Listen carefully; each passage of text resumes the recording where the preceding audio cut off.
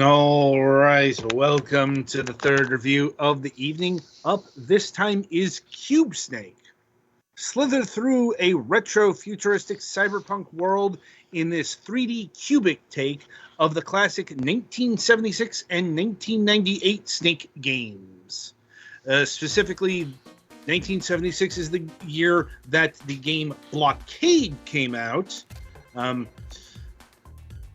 Which is not called Snake, but is generally recognized to be the inventor of the genre, because it's more than just Snake. Like the Tron games released in the 80s used the same style, or the Intellivision game Snafu also uses Snake games.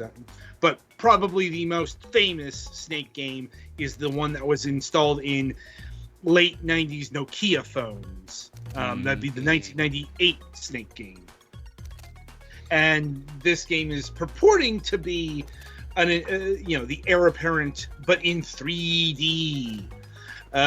Over to Galix to see how well that was accomplished. So yeah, this is in fact a Snake game, except it takes place not on a cube, but inside a cube on only 3 interior faces. Which I suppose it's fair for there to still be an outside edge, because that is one of the loss conditions in Snake. You do also still lose if you run over your own tail, and you grow longer as you gather food, which appears randomly across the various things. So far, so extremely basic. Now I can talk about the things that it does badly. I'm going to start with the stuff that's actually in the gameplay. First off, one of the things that made the Nokia Snake really addictive and easy to play is that your snake was 1 pixel wide, and you were on a visible, relatively small number of pixels grid. This made it really easy to make precise turns and know exactly where you were going. This game does not have this. As your snake slithers, it drifts slightly left and right, and it is a complex 3D model, but the turns are still instantaneous, so the head moves slightly, and your turning radius is narrower than it looks like the width of your body, or at least of your head is. My brain hates certainly this. Narrower. Huh? My brain hates this. Yeah, and it's certainly narrower than the width of the pickups. There is a dash function, or a sprint function, that makes you slither a little bit straighter, but it also makes you faster, and why would you want to do that in this game? It's hard to control to start with. Second problem with this same factor is that because they wanted to make it look cyberpunk, it looks like you're slithering around in, let's say, one corner near the door of a dive bar. Something like that? With the requisite neon signs and shit on the walls, and even a door. All of this is visual clutter that makes it harder to identify where the food pickups are and exactly how much space you have for things. Mm-hmm. Oh, hey, it's one of my complaints about. I know this isn't technically a retro revival, but it's got the same spirit energy. Mm-hmm. You know, when they go all neon and it's like it's so bright and so many neon effects, and I'm like, my eyes, I'm blind. I mean, it's not even necessarily that I have a problem. I mean, I incidentally am not a huge fan of the way they've handled the aesthetic here, but also just the point is that all of it is just visual clutter. As far as gameplay is concerned, you are slithering around the inside of a featureless half a cube. Yeah, three faces of a cube. They could have removed all this texture and have lost nothing. Probably gained something. It'd be easier probably, yes. If they just gave us grid lines, that would actually help the game considerably. And then, yes, as Penny Fan has done twice, you can, after gathering enough things, you enter a fever mode where a crap ton of food items appear all at once and you glow rainbow and go faster. And, as Petty Fan's experience is agreeing with mine, immediately die from biting your own tail because you're suddenly growing way faster than you were before because you're eating more items at once, and the hit detection for the very tip of your tail isn't great.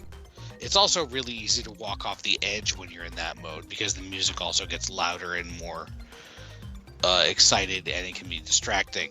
Mm-hmm. So overall, I would categorize the gameplay experience as inferior to almost every other form of Snake I can think of ever playing. Which is kind of a shame because there's nothing inherently wrong with doing a Snake game that's on the inside of 3 faces of a cube. Gullix. Yes? The corner right between the dead end and the Frankie thing, apparently sometimes you can clip on that and die. Not surprised.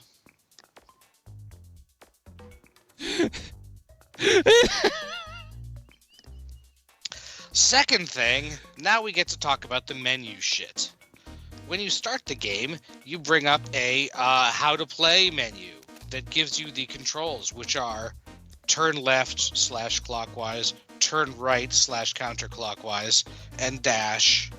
And then there's also a button to bring up the menu and a button to quit. The quit is just a hard quit, I believe. The bring up a menu button, I think we just figured out that the keyboard version is mislabeled and you actually have to push a different button for that. Then, once you are in the game, if you press the pause button that it told you about, that brings up a separate menu that has pretty much just audio controls, which is the first time you can do anything about the audio, which starts out quite loud. And then you have to push a button that is used for basically nothing else in the entire game to confirm the changes before it actually kicks in, even for you to be able to, like... it's not like... It's not like, are you okay with your changes, go back. It's like, okay, so I've set the thing on the meter of how loud I want it to be. Now I'm actually changing it to that volume. Also, it has separate sliders for music and sound effects, but as far as I can tell, you can't actually adjust those separately. Mm-hmm. They're all interlocked. Uh-huh. I don't know, maybe pressing up or down in some weird combination allows that. It opens in full screen and does not get along super well with ultra wides. You have to alt-enter to put it into a windowed mode if you care about that, which thankfully Petty Fan doesn't have to anymore. But yeah, that's not a great look. So there aren't actually functionally any significant options besides a volume control. Notably, Snake games sometimes let you choose your starting length or affect the rate or number of food pickups that appear at a time, or anything. But no, this one would prefer to be cyberpunk. Yeah. Also, the logo of the game, I'm digging a point because it looks nothing like the aesthetic they're going for.